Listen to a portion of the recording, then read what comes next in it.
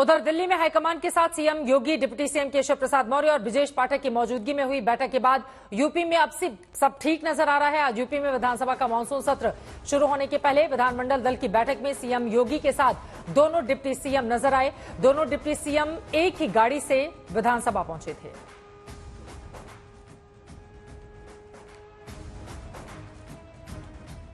Deputy CM Keshav Prasad Maurya ने UP में BJP को मिली हार पर भी बयान दिया। उन्होंने कहा कि अति आत्मविश्वास ने बीजेपी को यूपी में हराया है। इसके साथ ही केशव प्रसाद मौर्य ने अपने उस बयान को एक बार फिर से दोहराया कि चुनाव संगठन लड़ता है और संगठन ही चुनाव जीतता है, सरकार चुनाव नहीं लड़ती। हम लोगों ने जो मेहनत करनी चाहिए, अति आत्मविश्वास में कई बार हम फंसे हैं, ये मैं मानता हूं, लेकिन हमें यह सदा ध्यान में रखना चाहिए, चुनाव सदा पार्टी लड़ती है और पार्टी ही जीतती है। 2014 में सरकार थी क्या भाजपा की? बताओ थी क्या? जीते थे कि नहीं जीते थे? 2017 में सरकार थी क्या? जीते थे कि नहीं जीते थे? लेकिन जब सरकार नहीं थी तब जीते, और जब सरकार आ गई तो थोड़ा सोचे कि अब तो हम सरकार के बल पे चुनाव नहीं जीता जाता, पार्टी ही लड़ती है, पार्टी ही जीतती है। उधर केशव प्रसाद मौर्य के इस बयान के बाद मुख्यमंत्री योगी आदित्यनाथ का भी एक बयान सामने आया है। उन्होंने आरोप लगाया कि विपक्ष दुष्प्रचार करके फूट डालो और राज करो की नीति पर चलकर जनता को गुमराह कर रहा है। उत्तर प्रदेश जैसे अनलिमिटेड पोटेंशियल के प्रदेश को अराजकता की भट्टी में झोंकने के लिए जिम्मेदार थे। बहनों और भाइयों, वे लोग आज आपसी फूट डालो और राज करो की अपनी नीति के तहत लगातार अपने दुष्प्रचार तंत्र के माध्यम से समाज को गुमराह करने का कार्य कर रहे हैं। सीटों पर होने हैं उपचुनाव, लेकिन उसके ठीक पहले अब बीजेपी भी यहां पर आक्रामक रणनीति लेकर आगे की ओर बढ़ना चाहती है। लेकिन सबसे बड़ा सवाल, उत्तर प्रदेश बीजेपी में क्या सब कुछ ठीक ठाक हो गया है?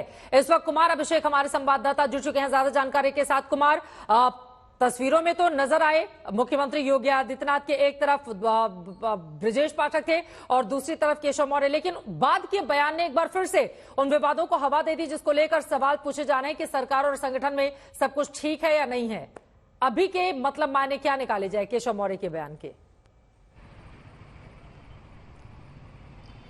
बिल्कुल चित्रा, एक कोशिश ये दिखाई दी कि दिल्ली से लौटने के बाद सब कुछ ठीक है। आज सुबह एनडीए की मीटिंग हुई, उसमें भी सारे लोग एक साथ अगल बगल दिखाई दिए। मुख्यमंत्री जब मीडिया के साथ ब्रीफिंग कर रहे थे तब भी पीछे से दोनों डिप्टी सीएम आए और दोनों उस फ्रेम में खड़े हुए। मुख्यमंत्री ने दोनों का अभिवादन भी किया, दोनों को धन्यवाद भी दिया। बदले बदले से मुख्यमंत्री भी नजर आए और आज उन्होंने सदन में सभी नेताओं से पर्सनली जाकर उनके बेंच पर मुलाकात की है। बहुत सारे लोगों ने उनके पांव भी छुए। तो बहुत बदलाव एक दिखाई दे रहा है कि सब कुछ ठीक ठाक है। लेकिन शाम होते होते जब एक कार्यक्रम पिछड़ा वर्ग का सम्मेलन था, उसमें केशव मौर्य ने एक बार फिर वो बातें कही और उन्होंने ये कहा कि संगठन ही चुनाव लड़ता है, पार्टी ही चुनाव लड़ती है, पार्टी ही जीतती है, सरकार के दम पर चुनाव नहीं जीता जाता। तो उनके इस बयान ने एक बार फिर ये सवाल खड़ा किया है कि क्या सचमुच अभी भी दोनों के बीच की जो मतभेद है, क्या अभी भी कुछ उसी तरीके से सामने है?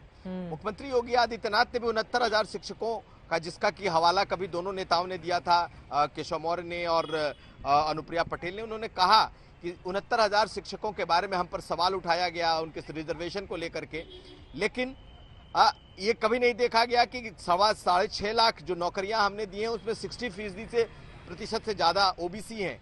इन 69,000 शिक्षकों में भी 19,000 27% के हिसाब से बनते हैं, लेकिन 30,000 से ज्यादा ओबीसी के लोगों को नौकरियां मिली हैं। तो उन्होंने भी इशारों में कहीं ना कहीं दूसरे को भी घेरा है।